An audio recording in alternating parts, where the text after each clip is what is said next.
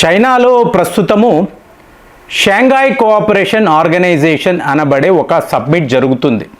దీని విషయంగా మన డిఫెన్స్ మంత్రి రాజ్నాథ్ సింగ్ గారు చైనా వెళ్ళారు. దాని తరువాత జైశంకర్ గారు కూడా వెళ్ళి వచ్చారు. ప్రస్తుతం మోదీ గారు కూడా 100% చైనా వెళ్తున్నారు అని చెప్పి వార్తలు. సో సరిగ్గా ఈ టైంలో అంటే ఒక న్యూ నార్మల్, చైనా వాళ్ళు భారతీయులకు ఇమీడియట్గా వీసాలు ఇవ్వడము, ఇండియన్ టూరిస్ట్ ఆర్ వెల్కమ్ అని చెప్పి వాళ్ళు చెప్పడము, అలాగే కైలాస మానస సరోవరం యాత్ర కోసము మీకు ఏర్పాట్లు చేస్తున్నాము, ఇమీడియట్ వీసాలు ఇస్తాము అని చైనా వైపు నుంచి ఒక స్నేహ హస్తాన్ని వాళ్ళు చాటుతున్నారు. సో భారత్ కూడా ఇమీడియట్గా చైనా టూరిస్టులు యాత్రికులు మా భారత్లోకి రండి, మేము కూడా మీకు ఇమీడియట్గా వీసాలు ఇస్తాము అంటే 5 ఏళ్లలో for the first time Bharat ఇలా ప్రకటించింది. అంటే ఏంటి? భారత్ చైనా యొక్క స్నేహం అంటే రిగ్ని అంటాం చూసారా, రష్యా ఇండియా చైనా, ఇది ఒక రియాలిటీయా అని చెప్పి ప్రపంచ స్థాయిలో ముఖ్యంగా అమెరికా అధ్యక్షుడు డొనాల్డ్ ట్రంప్ మాట్లాడుతున్నాడు. ఇలా జరిగితే ఎలా ఉంటుంది? సో ఇది ఒక భయం. కానీ ఇంతలో చూడండి, డోక్లామ్ని అంటారు. 2017 మీకు చైనా వాడు ఇక్కడ ఒక రోడ్డు వేసే ప్రయత్నం చేశాడు. అంటే డోక్లామ్ ట్రై జంక్షన్ అంటారు. ఒకవైపు ఏమో చైనాకు సంబంధించిన చుంబీ వ్యాలీ, ఇంకొక వైపు భారత్ యొక్క సిక్కిం, మధ్యలో భూటాన్. సో దీన్నే డోక్లామ్ ట్రై జంక్షన్ అంటారు. సో ఇది నాది అని చెప్పి 2017లో చైనా వాడు ఒక రోడ్డు కూడా నిర్మించాడు. వెంటనే ఇండియన్ ఆర్మీ అక్కడికి వెళ్ళి మన బుల్డోసర్స్ను కూడా తీసుకువెళ్ళి ఈ రోడ్డును పూర్తిగా మనము ధ్వంసము చేసాం. ఎందుకు? ఇది భూటాన్కి సంబంధించిన ప్రాంతము, డోక్లామ్ అంటేనే భూటాన్దే. సో ఇలా 70 రోజుల పాటు చైనాతో చాలా పెద్ద ఒక స్టాండ్ ఆఫ్. ఫైనల్గా వాడు వెనక్కి వెళ్ళిపోయాడు. అంటే పీపుల్స్ లిబరేషన్ ఆర్మీ వెనక్కు వెళ్ళిపోయే పరిస్థితి. ఎందుకు వెళతాడండి? మనకన్నా శక్తివంతమైన దేశం ఆ రోజుల్లో పీపుల్స్ లిబరేషన్ ఆర్మీ అన్నప్పుడు ఆ సంఖ్య కూడా ఎక్కువ. కానీ వాడు ఎందుకు భయపడ్డాడు? మనము వాడి రోడ్లను ధ్వంసము చేస్తున్నప్పుడు అలా దూరం నుంచి వాడు ఎందుకు చూస్తాడు అంటే, మనము హయ్యర్ టెరైన్లో ఉన్నాం, మనం పైన ఉన్నాము, వాడు కింద ఉన్నాడు. కాబట్టి రేపు యుద్ధమే అన్నా కూడా all advantage to India. So ఇది తెలిసి వాడు వెనక్కి వెళ్ళిపోయాడు. కానీ మరి వాడు ఊరుకుంటాడా? ఇప్పుడు చూడండి, జాకర్ లూంగ్ అంటారు, అలాగే పాసామ్ లూంగ్ అనబడే ఒక చుంబు వ్యాలీలో ప్రాంతాలు, వీటిని ప్రస్తుతము చైనా వాడు నాది అని చెప్పి క్లెయిమ్ చేస్తున్నాడు.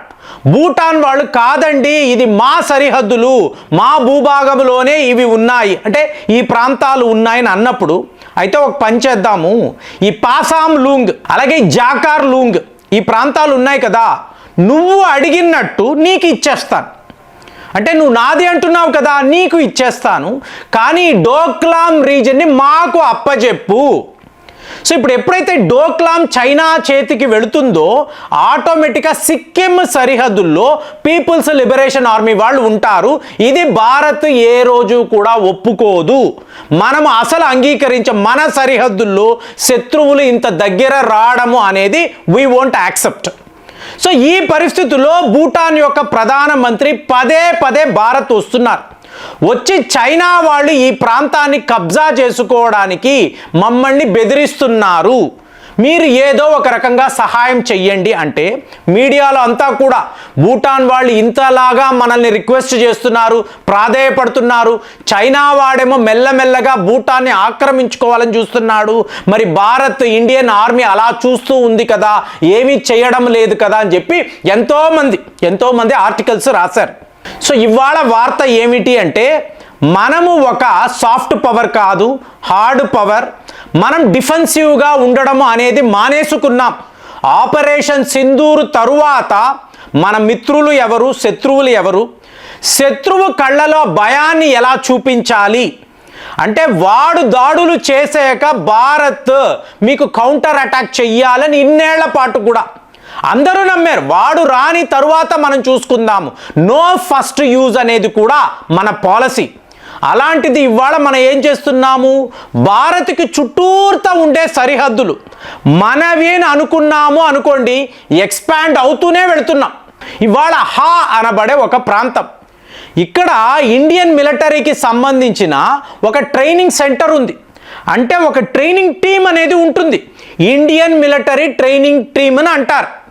మనం ఏం చేస్తాము అంటే రాయల్ భూటాన్ ఆర్మీకి ఇక్కడే ట్రైనింగ్ ఇస్తాం. కాబట్టి ఈ హా అనబడే రీజన్ ఇది డోక్లాంకి చాలా చాలా చేరువలో ఉండే ఒక ప్రాంతం.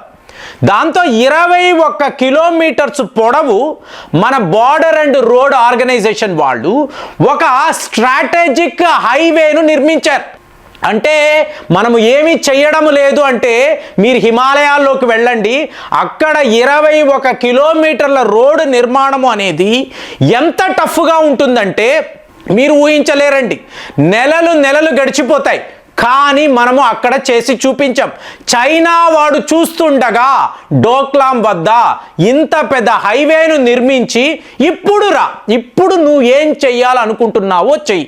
ఎందుకంటే ఇండియన్ మిలిటరీ డిప్లాయ్మెంట్ అనేది చాలా వేగంగా ఉంటుంది. మన Indian army with in minutes అక్కడికి చేరిపోగలరు. కాబట్టే ఇంత పెద్ద రోడ్డు మీకు ఏకంగా 254 కోట్ల రూపాయలు మనము ఖర్చు పెట్టి డోక్లాం రీజన్ వద్ద ఇంత పెద్ద హైవేను ఇవాళ మనం నిర్మించాం. ఎందుకు? సిక్కిం పొలిమేర్లలో పీపుల్స్ లిబరేషన్ ఆర్మీ కనిపించకూడదు, వాళ్ళు ఎవరు అక్కడ దాకా రాకూడదు. ఇంకా చెప్పాలంటే ఒక కొత్త రకమైన ప్రాజెక్టును కూడా ఇదే ప్రాంతంలో మనం మొదలుపెట్టాం. ఏంటి? ఆర్టిఫిషియల్ ఇంటెలిజెన్స్ ద్వారా మన అన్మాన్డ్ ఏరియల్ వెహికల్, డ్రోన్స్, అలాగే బ్రహ్మోస్ని కూడా ఇక్కడ డిప్లాయ్ చేయడానికి సర్వము సిద్ధముగా ఉంచాం. సిక్కిం వద్ద ఆల్రెడీ బ్రహ్మోస్కి సంబంధించిన సీల్ ఆఫ్స్ ఉన్నాయి. కానీ ఇప్పుడు ఏంటి? డోక్లాం దాకా కూడా, అంటే ఏ ఛాన్స్ మేము తీసుకోమండి. ఆపరేషన్ సింధూర్ జరిగిన తరువాత చైనా, అమెరికా లాంటి దేశాలు మా మిత్ర దేశాలు అనే నమ్మకం మాకు పూర్తిగా లేదు. మేము వాళ్ళని జన్మలో నమ్మము. ఇది క్లియర్గా మనం చెప్తున్నాం. సో ఇందులో ఇప్పుడు చైనా వాడు మనతో ఫ్రెండ్షిప్ అని చెప్పి, మనతో వ్యాపారం అని చెప్పి వస్తున్నాడు. అంతా బాగుంది, న్యూ నార్మల్ ఇస్ గుడ్ అని అనుకుంటున్నా ఈ స్టేజ్లో సడన్గా భారత్ ఇంత ప్రోయాక్టివ్గా, ఇంత అగ్రెసివ్గా చైనా వాడిని ఆపడానికి డోక్లాం వద్ద ఇంత పెద్ద రోడ్డు నిర్మాణము చేసి ఇప్పుడు భూటాన్కి సెక్యూరిటీ కాదు, మీరు ఎవరు కూడా, అంటే పక్కనే బంగ్లాదేశ్ కూడా ఉంటుంది కదండి, సిలిగురి కారిడార్ అంటాం కదా, ఈ ఎంటైర్ రీజన్ని మనము సెక్యూర్ చేసుకోవడం కాదు, మన రక్షణ వలయంలో తీసుకురావడం. భూటాన్ ఏదో మనం సేవ్ చేసామనేది కాదు. ఇక్కడ బంగ్లాదేశ్, చైనా లాంటి దేశాలకు గట్టి హెచ్చరిక, మాతో ఇలాంటి ఆటలు ఇక మీదట సాగవు.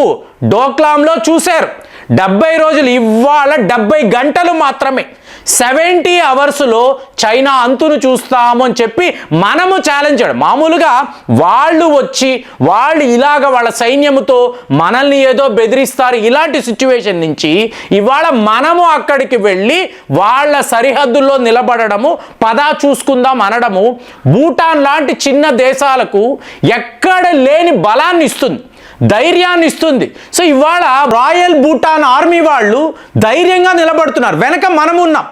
మీరు 50,000 అంటే మేము 1,00,000 మందిని తీసుకొచ్చి అక్కడ నిలబెట్టగలం. ఎక్కడ ఏ భయము లేదు. మీరు మీ రాకెట్ ఫోర్స్ ఉంటే ఆల్రెడీ మేము అక్కడ బ్రహ్మోస్ని డిప్లాయ్ చేసేసాము.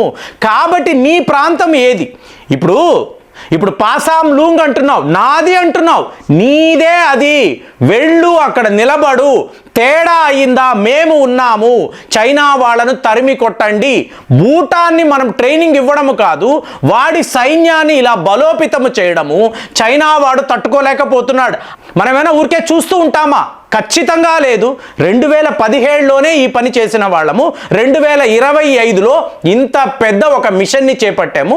దీనిని మీరు ఎలా చూస్తున్నారు? కామెంట్స్లో రాయండి. మళ్ళీ వచ్చే వీడియోలో కలుద్దాం. జై హింద్.